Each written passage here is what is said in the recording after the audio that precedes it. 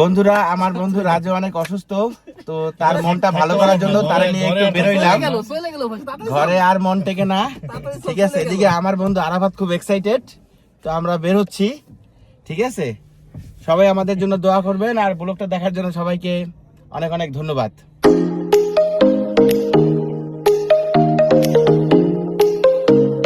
বন্ধুরা, আমরা চলে আসছি দরবার বাসার সামনে, ঠিক আছে। এখানে আসামি আছে বেশ কয়েকজন, তাদেরকে ধরার জন্য, ঠিক আছে।